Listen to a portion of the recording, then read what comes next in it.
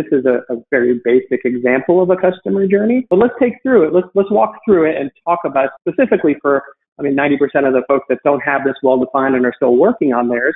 Let's talk about this basic model, dig deep, maybe not dig deep, but dig into each of the steps and talk about a couple of things that you should be thinking about as you go through this journey and put it together. Great examples here of different phases you might have in your customer journey map. You don't have to have all these phases. In fact, these are great frameworks and pillars of areas of activities that I would actually really encourage everyone to think through. When we work with our clients, there are actually 8 of them. So this is a good example of the 5 out of 8 areas that I actually recommend thinking about when doing the journey maps. And what I love most about this slide is that it starts with what is the goal for each phase. And we actually have a template that we use with our clients to say, all right, what are the phases? We might rename the phases because we know that when we have a name, we're going to use it with our clients accidentally. So we think carefully about how do we want to brand the name of the phase so that the customer understands what the focus is for them. Define what is the objective, what does success looks like at the end of that phase so that even CSMs would know when does this phase end.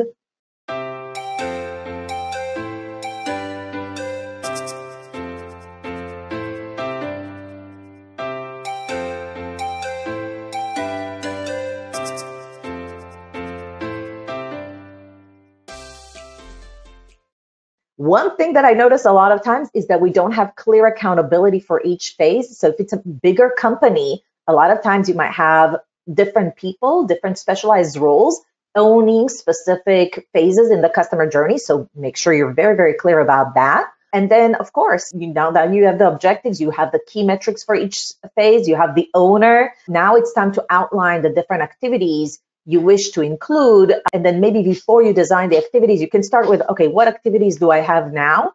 And then what are the opportunities and risks I have with these existing activities that I already have? So what are the additional activities that I need to add to this space to mitigate risks as well as promote upsell opportunities early on in the process? I want to give Brian a second to comment on just like the overall framework for how he thinks through laying out this journey, and then we'll go into each of the stages. Yeah, great comments from Irit. For me, 2 additional items to add. Number one, when you take a look at this roadmap, and it's a template, right? That's exactly what it is. Each one of your roadmaps is going to be different depending on exactly who your customer base is, right? Even in the same industry, you might have a different ideal customer profile. So you really need to, find something, a template that you like, but then make it your own. Don't make it somebody else's. Make it your own based on what you feel is most successful for your organization.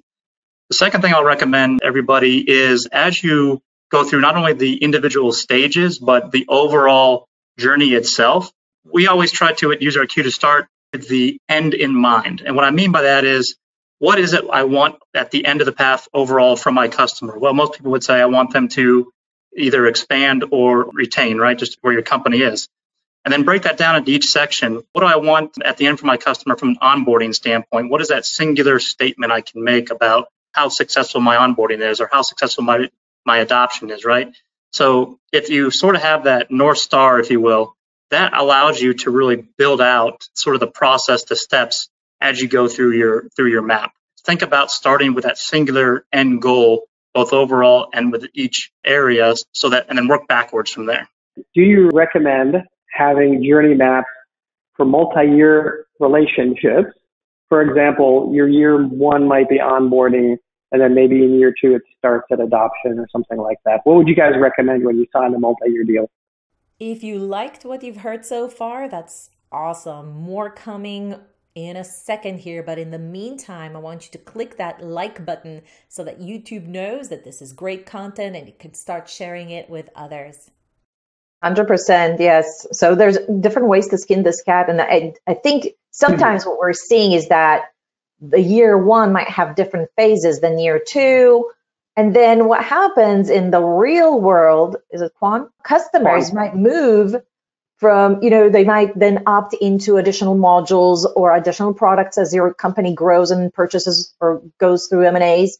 And then they might cycle back to that year 1 mode because now you need to onboard them to another solution, or maybe the customer changed and they acquired another company. Now they want you to implement and onboard this other region that they now have. Think about it, the customer journey, we really linearly usually draw it, but the reality is that customers go through it in a cyclical way very, very often. The reason I said year 1 and year 2 is because it's easier to think about it like that. But a customer might go through these phases again and again over time. Could sign somebody onto a new product, and then you got to start with the onboarding again. You could lose a power user and get a new person that you have to train, and you're starting from onboarding again. You're making it sound like this is like a very challenging role to be in. It never ends, and it always starts over. That's not fun. Well, customers might go, after a year or two, they might go back to an implementation phase with you, partially or fully, for a number of reasons. So it's just important to say, when we're just implementing a new module or a new product for them, or even a new team, are they in a more fragile state? So I would actually develop one customer journey map for these phases in mind and think, what are the inherent risks in that early stage or in a re-implementation process versus later on when we actually get them to a value statement and they're much more open for upsell and cross-sell. Okay, now let's break these down into each of their individual buckets and just talk a little bit about how we should be thinking about each of these stages. So Brian, if you can lead us off talking a little bit about onboarding. How do you think about the onboarding stage in this process? What are some of the markers that a customer has moved past this stage? And maybe a couple of data points of, hey, what people should be thinking about capturing during that step in the journey. We talk about the most important stages, and not to lead the witnesses, but onboarding to me is probably the most crucial part of your customer journey part. You think about every first interaction that you've had, either with an individual or a company, a product, software solution. It's always important to get off on that right foot. With that said, what I would highly encourage you all to think about from an onboarding process is one word, and that's simplification. Simplify your onboarding process. Are you going to be able to show your customers everything, all the product functionality of your app in the first 60 days? Probably not. Have a really good understanding of the value that they're looking for. Make sure you have a really good meeting with your sales team, your AE. Understand what was said in the sales conversation and design your journey map around doing that. A marker that they have exited the onboarding stage and are now in the next stage? Like, what do you look for? And a couple data points that you might recommend people are tracking during this stage. Before we continue, don't forget, subscribe to our YouTube channel and smash that notification button so that you don't miss out on any new videos. To understand if they're out of the onboarding stage, I think it's when your customers are getting results, or some people might call it they're getting value out of your product. No more are we sort of in the honeymoon stage. We are actually being able to use your solution to drive our business to be better, right? And that can come from a couple of ways. You can ask the customer directly, call or voice a customer survey. You can track it yourself, right, and provide reporting. Some organizations, UserIQ is working on this right now. We're working on an ROI tracker, right? So we can actually go to the customer and say, hey, this is what you ask us to do. This is what we see from our side is happening to you. Here's data to support that. And so are they able to do essentially what you told them to do? From a KPI standpoint, what we look at UserIQ, so we use surveys as a heavy indicator, right? Are you getting value from our solution? Yes or no? A yes means that at that point, they're probably either close to or at the end of the onboarding phase. A no or no response means that they're probably still in the onboarding phase, right? Because they're not driving value. I think that when the customer starts talking to you about data and being able to report back to their organization, I think that's a key marker that they've sort of moved past the onboarding stage because they've got the product set up. They're seeing the value, and now they want to know how to report that value back to their colleagues, their bosses, their board, stuff of that nature. So I think those are the key KPIs. One last thing to mention on this is the value KPI has to come from the customer. So if you think that the value is coming in 30 days, but your customers are saying it's 90 days, it's 90 days. It's not 30 days. Listen to what your customer is saying in that. How do you think about onboarding? I'd love to hear your perspective. First of all, Brian, I really love how you capture the value via survey and then use that as a milestone to say, when is the onboarding complete? Because I still find myself in conversations with new clients where I ask them, when is your onboarding complete? Well, after 90 days. What if they haven't logged in 90 days? Yeah, like, so apparently sometimes they do that because if it's a more complex system, they want to communicate to customers that, hey, you have 90 days to complete this. After that, you need to purchase service. I get that, but honestly, if that's the external conversation, that's fine, but you can't really define the onboarding phase completion by anything but delivering value or an initial value to customers. And so I want to celebrate what Brian said, that even if you are very much into a tech touch, a very low touch type of companies, they even struggle more because with a high touch, you can actually ask the customer because you have an assigned CSM or an assigned professional services person.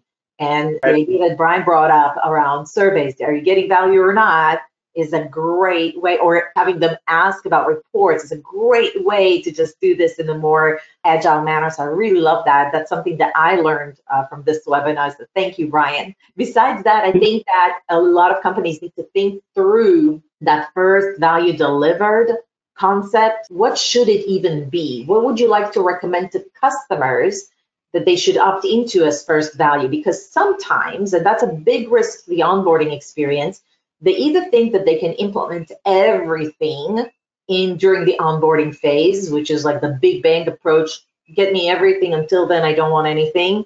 Or they're trying to say, too many records, too many accounts to be brought into, whatever records they have, too much database to be infused. And actually, it's good to start small.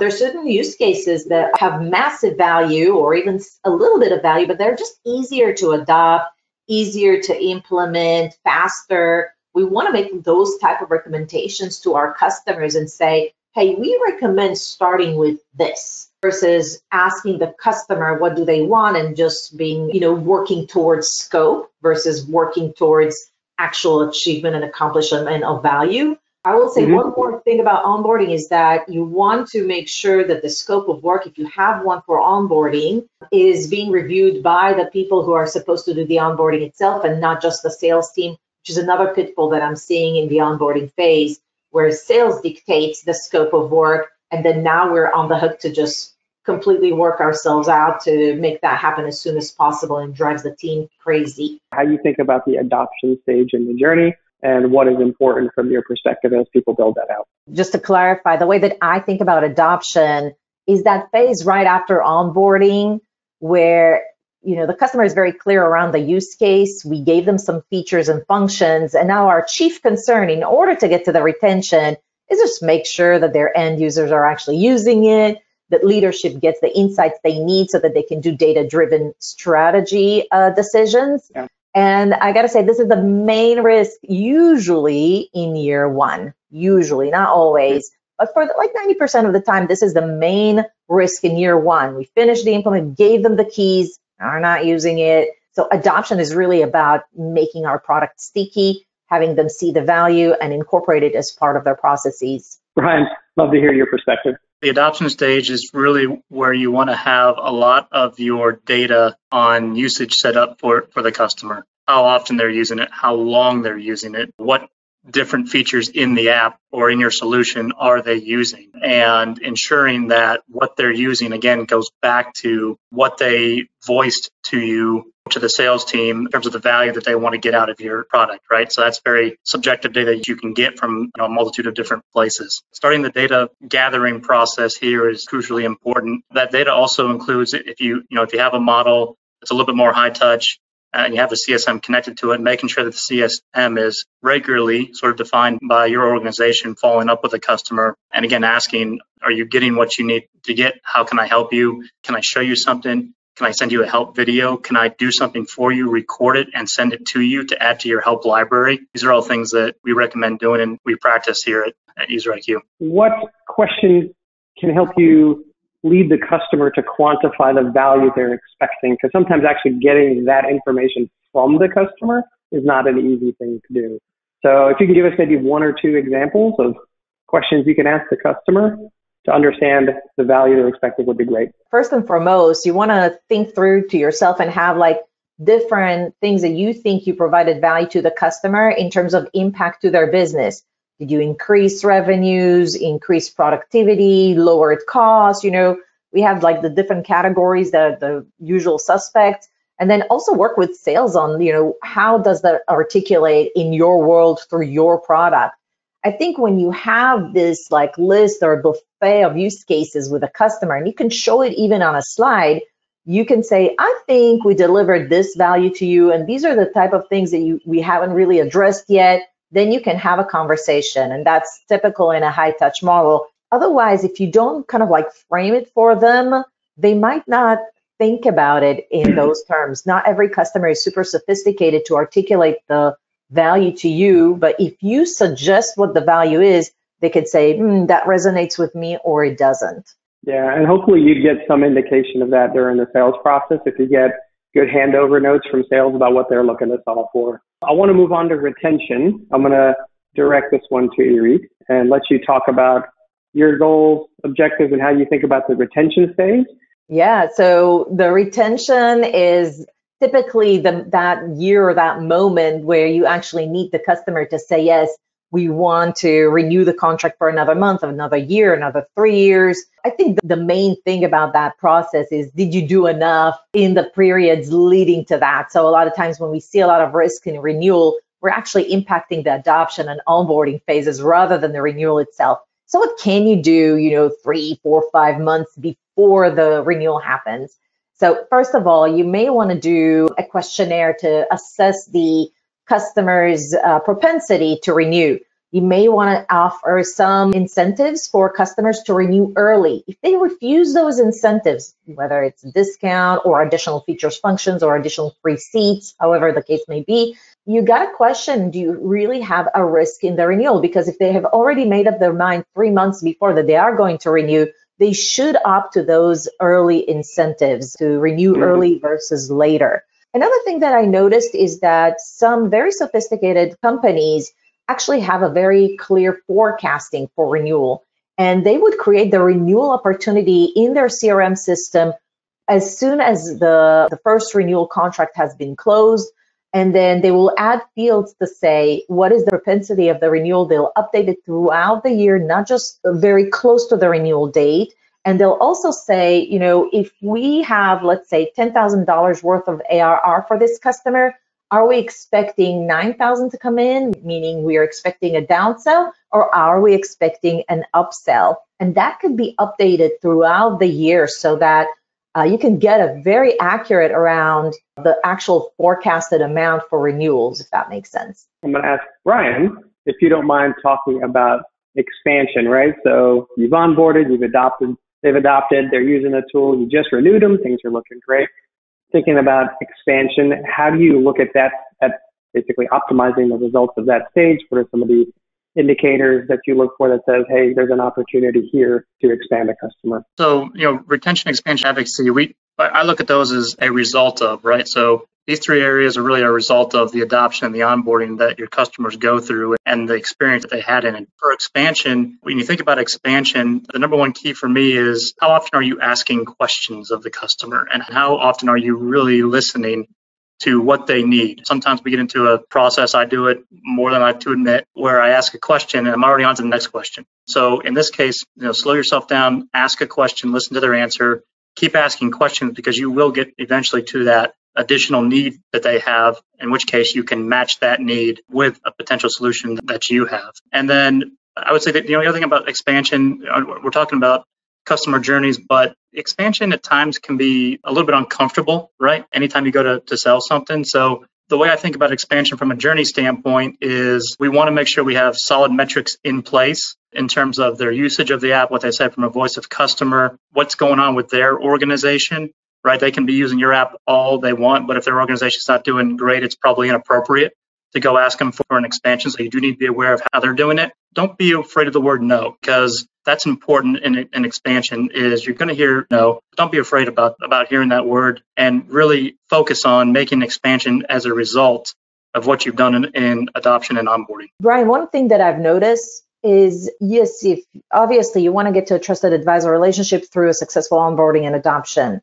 However, I can tell you that that's not enough. We have to be, first of all, CSMs are usually super uncomfortable with upsell and even the word upsell. So instead, the mindset should be, can we offer more use cases?